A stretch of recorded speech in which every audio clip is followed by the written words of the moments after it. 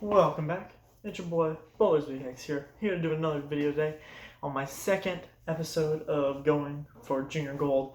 I don't know what I'm gonna call the series yet, but prepping for Junior Gold, I guess, would be what I start off with.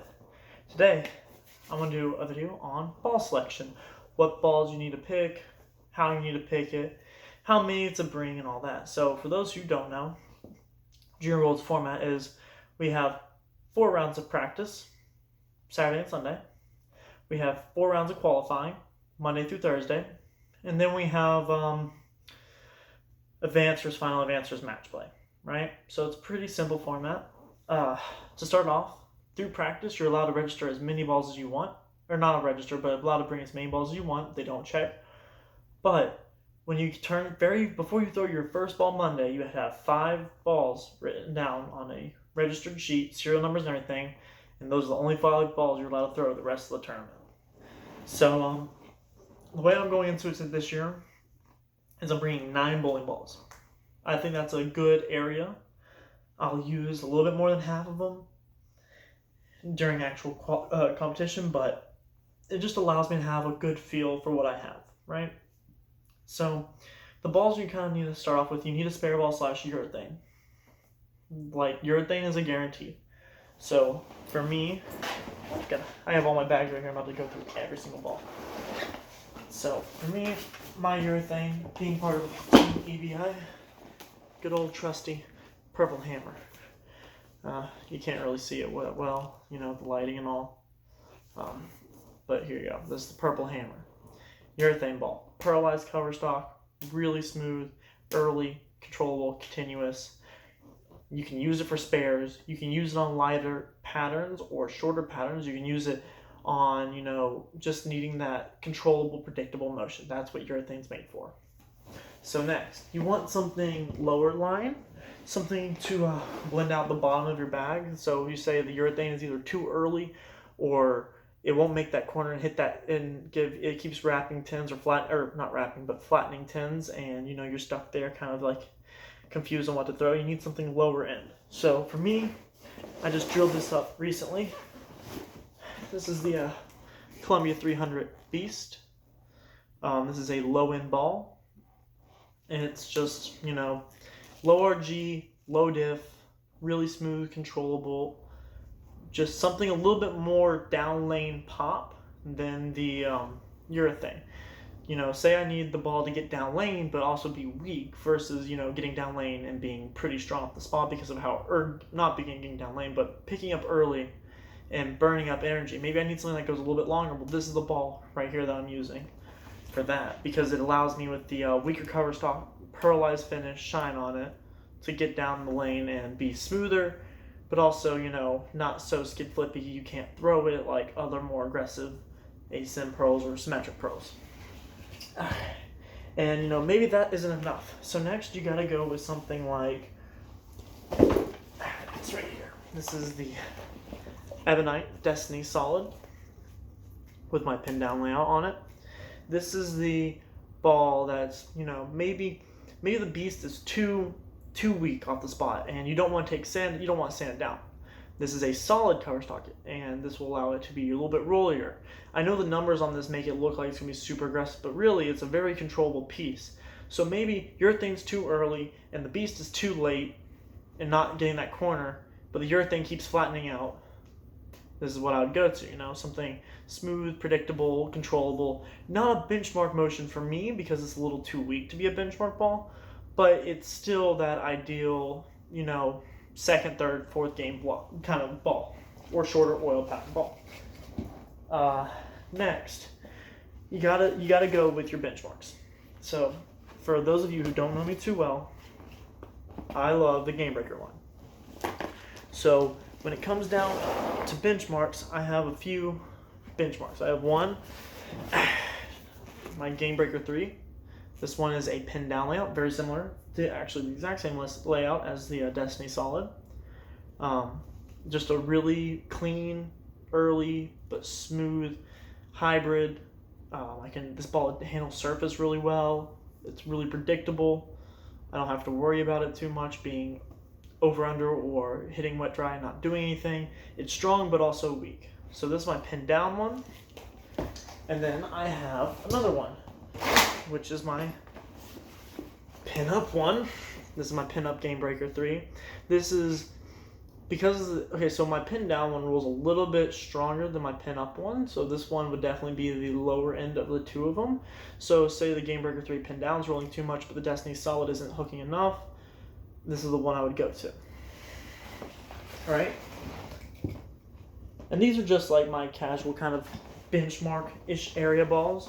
Then next, I would go with my trusty Game Breaker 2. Now my Game Breaker 2, is stronger than both my Game Breaker 3s, and so far has been the strongest piece I've shown you. For me, it's super early, well not super early, but pretty early and pretty aggressive. It's very similar motion I like seeing for a benchmark, but still just not enough pop on the back end to be a benchmark for me. So this is kind of like almost middle of the bag. It's like one step under middle of the bag.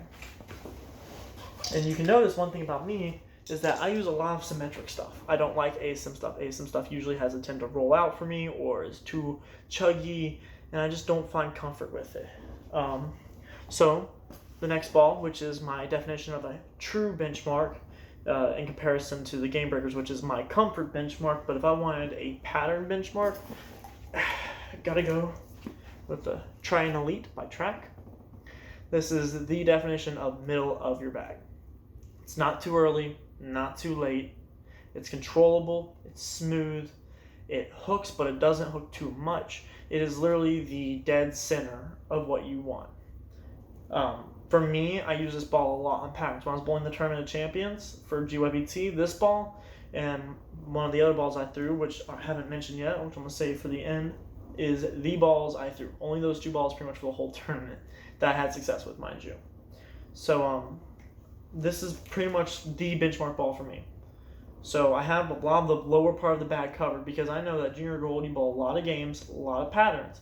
I like keeping my angles in front of me. I like playing a lot straighter. I don't really like getting left. I do get left if I need to, but usually when I have to get left, the balls I'm throwing, I'm able to adjust my hand position or my rotation or my ball speed to get the balls to make that corner, and I don't have to try as hard to, get those balls to shape up. And seeing as what I have is still not, all the stuff that I've shown you so far hasn't been necessarily weak, but that's not necessarily too strong. See, when you get too strong, too high end of the bowling balls, they start being really chuggy and early. So if you throw them on anything with lighter oil, they're not going to read that spot and they're going to come in flat, or they're just going to miss the head pin altogether because it is too much ball for what you're bowling on. And so from there, to go up a step, I go to my Hammer Scandal S. This ball for me has been a big ball. Some people say this ball doesn't hook a lot, but for me, this ball has been a monster.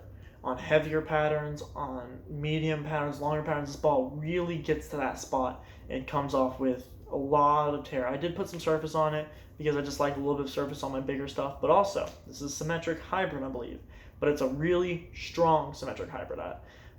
In upcoming college, we have tiers of which balls go into. This would be the top tier for a symmetric ball. So it allows me to have the dynamics of a symmetric core and a strong cover stock and not have to worry about that ASIM core being too rolly, so I can throw this on lighter volume patterns and just move left with it and really just get it out there. And that's why I really enjoy throwing symmetric versus ASIM. As ASIM, I can't really shape up and square up and really put the pocket if I need to. And then finally, the last ball I'm taking to Junior Gold, which I know everybody probably assumed this would be the ball, because this is the ball I pretty much had most of my success with this year.